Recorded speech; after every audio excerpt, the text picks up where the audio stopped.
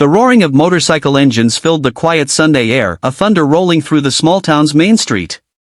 People turned to look as nearly 20 bikers rolled in, their black leather jackets glinting under the sun. But amid the rumble and stares, a small voice pierced through, trembling, desperate. "Please, please arrest me." The bikers froze.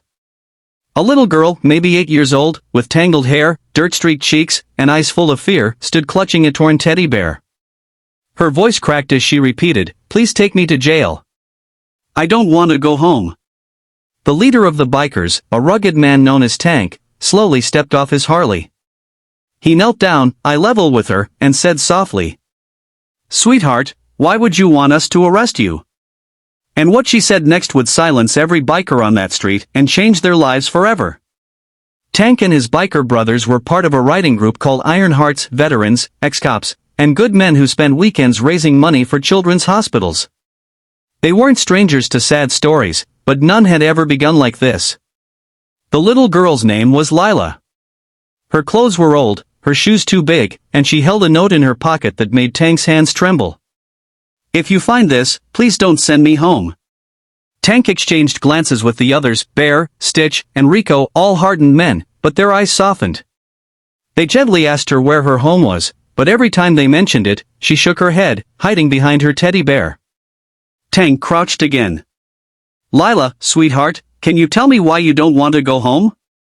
She whispered, "He gets mad when I talk. And when I cry, he says I need to be punished." Tank's jaw clenched. He'd heard that tone before, the voice of a child who'd learned fear too early. He motioned the others aside. The bikers huddled behind their bikes, voices low but firm. "She's being hurt," said Bear.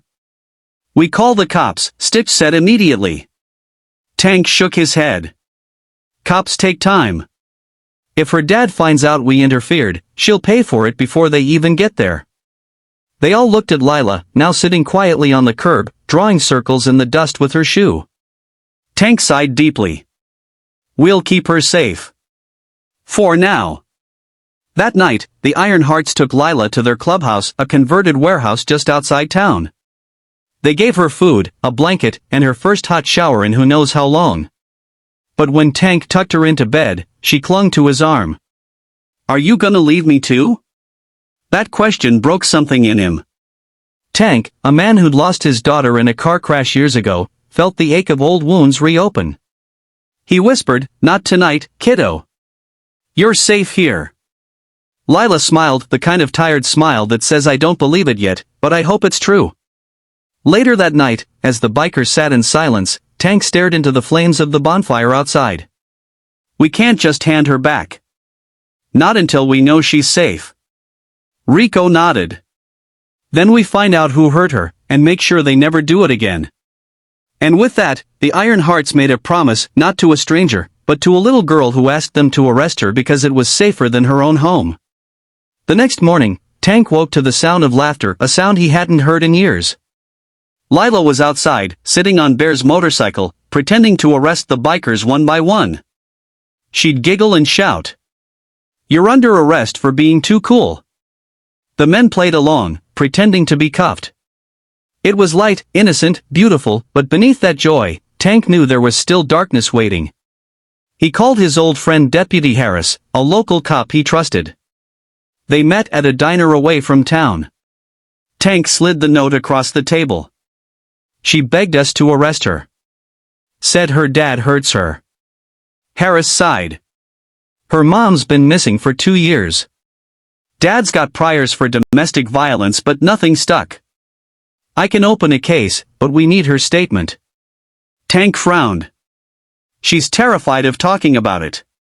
"Then you earn her trust," Harris said quietly. "The system only works if she believes it will protect her." So, that's what they did. For the next few days, the bikers showed Lila what safety felt like, not just words, but actions.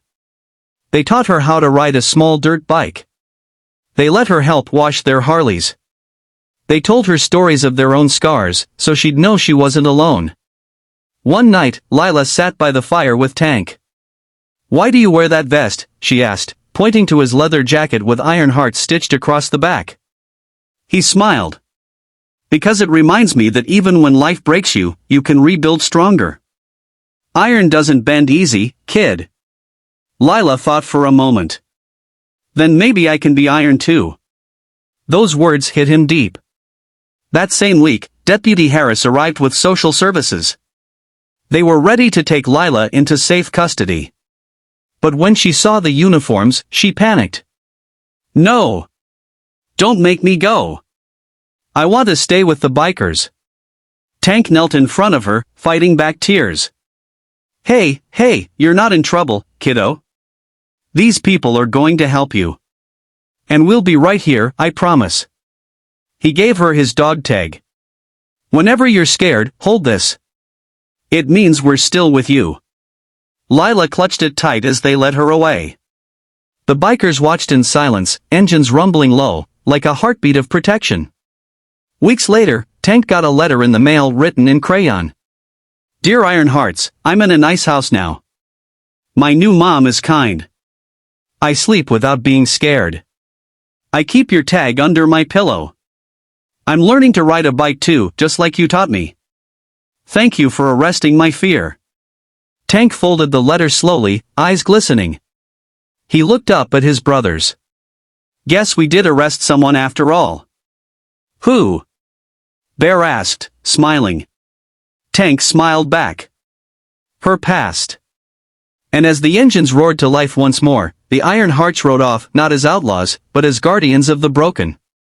Because sometimes, the bravest thing a biker can do is stop for a little girl who just needed to feel safe.